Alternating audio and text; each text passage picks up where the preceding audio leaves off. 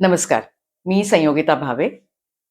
69 अरुणाताई या कार्यक्रमामध्ये मला सहभागी होता आलं, हे खरंच माझं खूप मोठं भाग्य आहे. अरुणाताई ढेरे हे मराठी साहित्यामध्ये खूप मोठं नाव आहे. अरुणाताईंनी फक्त कादंबऱ्याच नाही लिहिल्या, तर ललित लेख लिहिले, समीक्षा केली, कविता केल्यात आणि इतकंच नाही, तर काही टीव्ही सीरियल्सच्या स्क्रीन प्ले आणि डायलॉग सुद्धा लिहिलेत. आणि मला असं वाटतं ना, की अनफॉर्च्युनेटली मी त्या सीरियलमध्ये नव्हते. नाहीतर मला अरुणाताईंचे डायलॉग म्हणायला, त्याच्यावरती काम करायला खूप आवडलं असतं. आज मी एक जो एक प्रस्तावना जी वाचणार आहे, ती आहे प्रेमातून प्रेमाकडे या पुस्तकातली.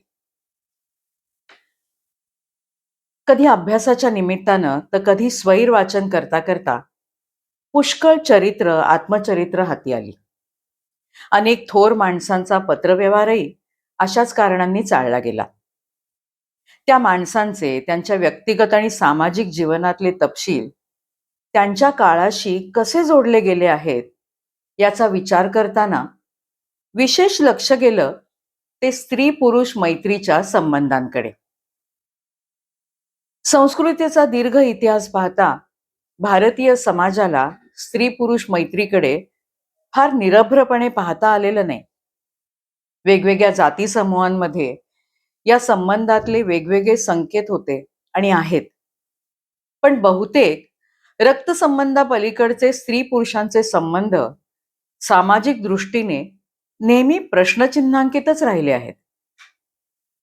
मानवी नाती समाजाला फारशी मान्य झाली नाहीत आणि या बाबतीतलं समाजाचं दडपण स्त्री पुरुषांमधल्या मैत्रीच्या नात्यावर मुख्यतः लिंगभेदामुळे नेहमीच राहिलं.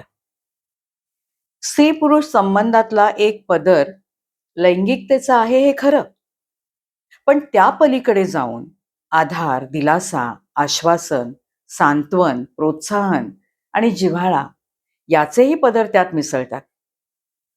अंतर्यामीचा एकटेपणा पुष्कळसा नाहीसा करणारा संवाद मैत्रीच्या गाभ्याशीच असतो आणि सृजनशील व्यक्तीसाठी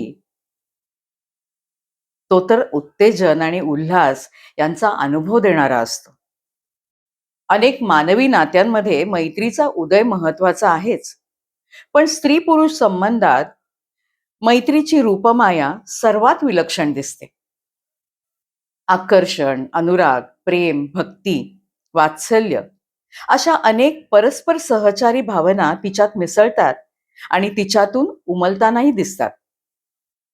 परस्परांना आनंद देणारा, उमलवणारा, समृद्ध करणारा सहवास आणि परस्परांच्या स्वातंत्र्याचा आदर करत कोणत्याही अटीविना परस्परांनी केलेला परस्पर स्वीकार तर मैत्रीत अंतर्भूत असतोच. शिवाय अनेक वेळा जगण्याची बौद्धिक किंवा भावनिक भागीदारी असतेच. एक अतिशय गुंतागुंतीचं पण गवसलं तर आयुष्याला उजळून टाकणारं असं मैत्रीचं नातं आहे.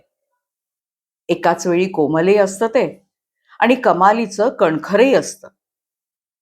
मैत्रीचा स्पर्श स्त्री पुरुषांना कसा होतो?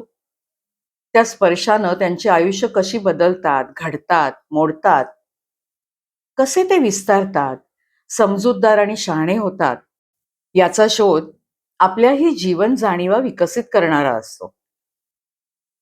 समाजाच्या अस्तित्वाचं भान स्त्री पुरुष मैत्रीला कायमच ठेवावं लागत आहे.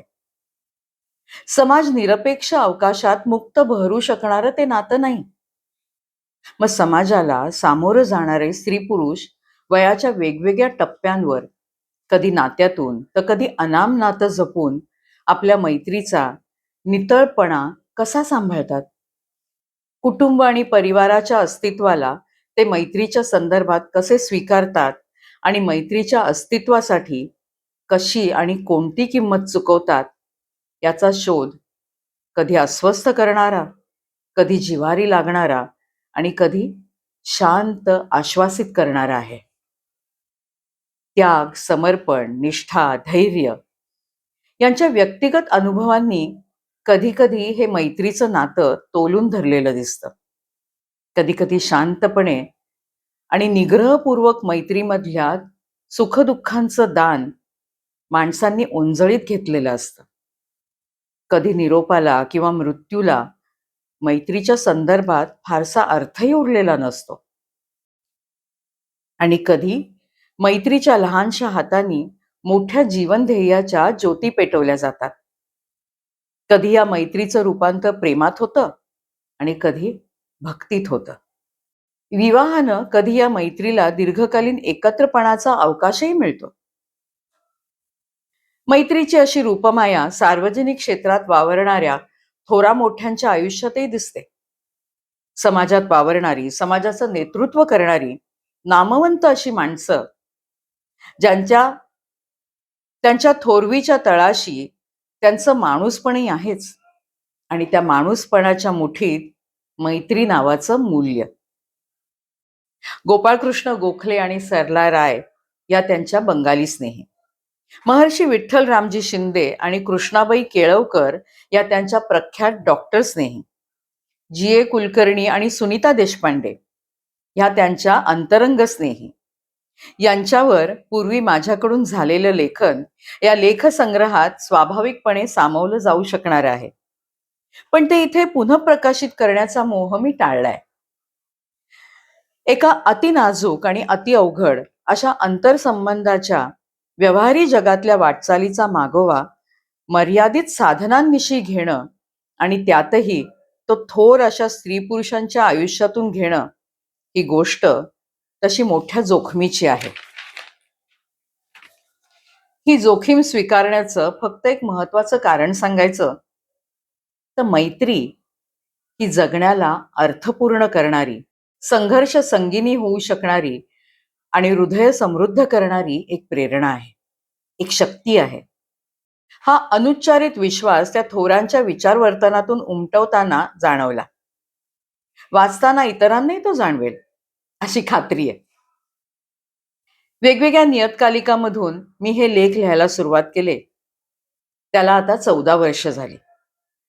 पुस्तक स्वरूपात आणताना आता मी काही लेख संपूर्ण परिकृत केले. मधल्या काळात संबंधित स्त्री पुरुषांविषयीची ललित आणि अभ्यास संशोधनाच्या स्वरूपाची 2-4 नवीन पुस्तकही प्रकाशित झाली. माझ्या मूळ विवेचनात या पुस्तकामुळे फारसा बदल केला नाहीये, करावा लागला नाही. काही पूरक संदर्भांची भर तेवढी मी घातलीये आणि काही लेखांची शीर्षकं बदलली आहेत, ज्यांच्यामुळे या लेखासाठी संदर्भ मिळाले आणि हे लेख लिहून झाले त्या स्नेहांचे, सहाय्यकांचे, संपादकांचे, ग्रंथपालांचे आभार. या पुस्तकातील बहुतेक थोर पुरुष आपल्याला परिचित आहेत. आपल्या दृक्पटलावर आणि मनपटलावर उमटलेल्या त्यांच्या चिरपरिचित मुद्रांपेक्षा थोड्या वेगळ्या मुद्रा या पुस्तकातून आपल्यासमोर ठेवल्या आहेत.